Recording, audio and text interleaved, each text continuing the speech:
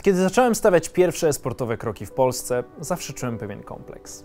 No bo gdzie naszemu małemu poletku do dostojnych europejskich salonów ULCS, nie mówiąc już zresztą o ligach azjatyckich. Najwyższy poziom gry był odległy i wydawał się innym światem w stosunku do rodzimych rozgrywek. No dobra, może nie było aż tak źle. Mieliśmy oczywiście ESL Mistrzostwa Polski, Puchar Polski Cybersport, czy Polską Ligę Sportową, które regularnie dostarczały nam emocji. Mieliśmy kilka organizacji, takich jak Illuminar Gaming czy Pompa Team, które wiodły prym i dawały perspektywy polskim zawodnikom. Byłoby więc wielkim nietaktem z mojej strony pominąć tutaj chociażby wybitny skład Illuminar z 2018 roku, kiedy to organizacja zabrnęła aż do finału EU Masters. Więc to nie jest tak, że wyglądając za sportowe okno widzieliśmy słynne chatki z wątpliwej jakości materiałów. Ale mimo wszystko, to nie było to.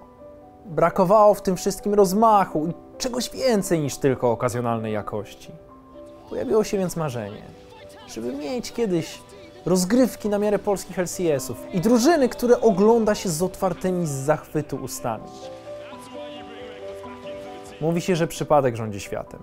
I choćbym chciał zapierać się rękami i nogami, próbując wyłożyć, czemu to powiedzenie w ogóle nie ma sensu, to rzeczywistość płata mi figle. Bo jak inaczej nazwać splot zdarzeń, w którym połączyliśmy w kuriozalnym mariażu polską scenę League of Legends z najlepszym, co ją kiedykolwiek spotkało – Akademią Rogue.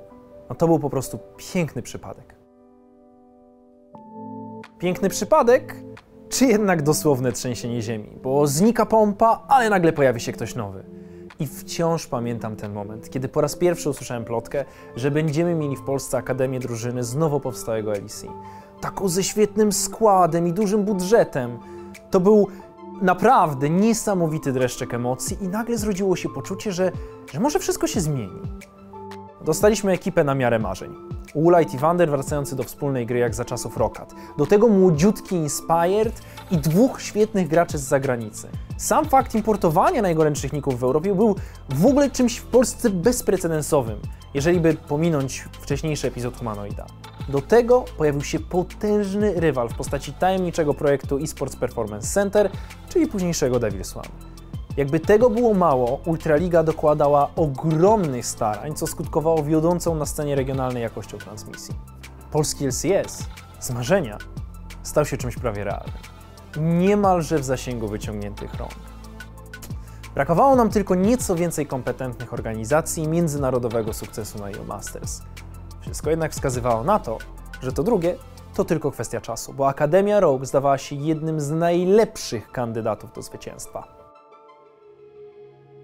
W tym momencie do ojca naszej historii, przypadku, dołącza jego dobrze znany kumpel, Pech. Bo chyba tylko tak można wytłumaczyć śmiech przez łzy towarzyszący pękającemu balonikowi oczekiwań względem reprezentantów Polski. Devil's One zatrzymało się w play-inach, a Rogue nie wyszło z grupy. Nie będę kłamał. Szło się w tym wszystkim załamać, bo to zderzenie ze ścianą było niebywale bolesne. Aż to nagle powołania. I znów można było się cieszyć, bo zupełnie znienacka skład Rogue w LEC zasila cała ekipa z Ultraligi. Łatwo zapomnieć o tym, jak wielkim wydarzeniem dla wszystkich fanów League of Legends w Polsce był ten transfer. Tym bardziej, że finalny rezultat składu to 4. miejsce w playoffach i otarcie się o awans na Worldsy.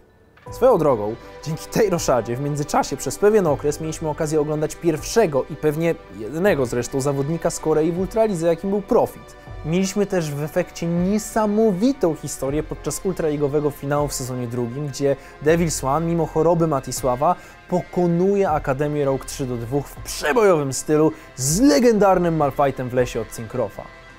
Niestety na tym lista pozytywów się zamyka. Obie polskie drużyny kończą rok w ćwierćfinałach EU Masters. Jedno było dla mnie po tym wszystkim pewne. Polskiego LCS-a nie będzie. Pozostawał wyłącznie marzeniem, które należało traktować z dystansem należnym naszemu ekosystemowi. Jasne, do ligi dołączyło KIK, co było super. To kolejna organizacja, której historia w polskim LoLu okazała się później naprawdę ważną, ale Ultraliga oddalała się od innych lig regionalnych i jeśli chodzi o przekrojowy poziom gry czy jakość składów, byliśmy po prostu gdzieś z boku. Nadzieją ponownie miało być Rogue. Po wydarzeniach z 2019 organizacja zdecydowała się poszukać wsparcia logistycznego dla działań w Polsce. Efektem było udane partnerstwo z Ago eSports, z którego zrodził się nowy twór – Ago Rogue. Akademia znów skompletowała dobrze zapowiadający się skład, w którym znaleźli się zagraniczni wymiatacze i najlepsi gracze z Polski. Jak się potem okazało, ekipa pod przywództwem renomowanego trenera Sharksa zdominowała 2020. Ultraligowa wiosna poszła im jak z płatka. 12-2 w sezonie regularnym, 3-1 w finale przeciwko Kik. Ależ ten skład chodził. Jednakże my, nauczeni doświadczeniami poprzedniego roku, nie tworzyliśmy już jako społeczność wielkich oczekiwań. Mało kto spodziewał się więc, że finaliści z Polski zajmą drugie i trzecie, czwarte miejsce na EU Masters, tym samym umieszczając naszą topkę na równi z potęgami zachodu. Z jednej strony, niby można było się tego spodziewać, patrząc przez pryzmat wysokiego poziomu gry obu reprezentantów polskich w ultraligowych playoffach. Z drugiej, chyba już nikt po prostu nie wierzył, że wygrana EU Masters jest w ogóle realna. Lato było więc niekończącym się napięciem.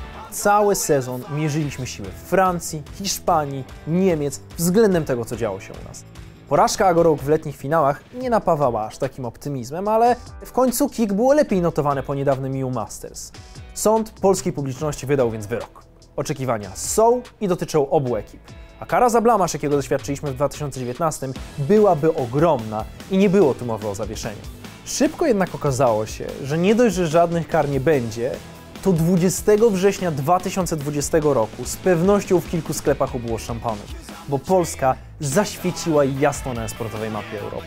Wbrew przeciwnościom losu, mimo tego, że rodzima scena nie stanowiła najlepszego pola do treningu, Ago Rogue wygrało EU Masters. Ale teraz, w 6. sezonie European Masters możemy powiedzieć: Polska górą, drużyna z Ultraligi to zwycięży. Mimo tego, że w Ultralidze nie udało się zwyciężyć w tym sezonie, to w finale pokazują, na co stać Ultraligę i na co stać polską scenę na scenie europejskiej. I nasza wielka radość, radość kibicowska, radość komentatorów, radość wszystkich i przede wszystkim graczy. Nie skłamię mówiąc, że był to jeden z najlepszych dni w moim sportowym życiu. Wiem, że nie tylko dla mnie ten finał znaczył absolutnie wszystko. Był walidacją wysiłków Rogue, które od 2 lat próbowało zbudować czołowy skład w zdecydowanie mniej rozwiniętym regionie. Był potwierdzeniem skali talentu, jaki wiedzieliśmy, że drzemie w polskiej scenie. Ale przede wszystkim dał fanom powód do dumy i poczucia, że coś faktycznie w tym galimatiasie znaczymy. Patrząc na obecny, dość gorzki do przełknięcia stan rzeczy, łatwo się niekiedy podłamać. A jeszcze łatwiej zatracić się w poczuciu, że Ultraliga się nie liczy i jest bohaterem drugoplanowym czy pobocznym aktorem serialu europejskiej sceny. Dlatego tym bardziej doceńmy spuściznę, jaką zostawiło nam Ago Rogue. Wyjątkowo trudno będzie się pożegnać z organizacją, która wprowadziła najwyższą jakość na polską scenę. Wiem, że losy organizacji po wybitnym 2020 potoczyły się inaczej niż wszyscy tego oczekiwali, ale to nie jest tak, że Ago Rogue po prostu się poddało. Dalej sprowadzali świetnych zawodników z zagranicy, próbując budować składy na miarę wysokich lokat w Europie. Zgadzam się, efekty pozostają trochę niezadowalające, zwłaszcza przez pryzmat oczekiwań.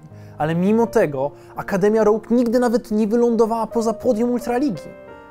W międzyczasie wyprodukowała ekipy, z których aż 8 graczy trafiło później do LEC.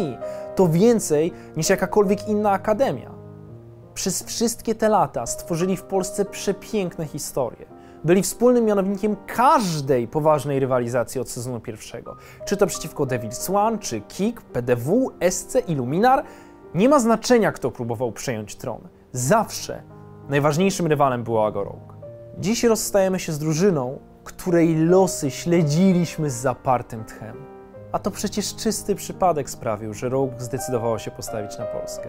W alternatywnej rzeczywistości nie wygrywamy EU Masters, a Woolite, Inspired czy Trimby nie trafiają do LEC. Ago Rogue było ultraligowym final bossem. I może jestem pesymistą, ale z wielkim smutkiem myślę o tym, że może nigdy nie zdarzy już się nam taka drużyna. Dlatego cieszmy się po prostu, że to wszystko jednak się wydarzyło. I celebrujmy kawałek historii polskiego League of Legends, który tak pięknie zdefiniowała nam Akademia Rogue.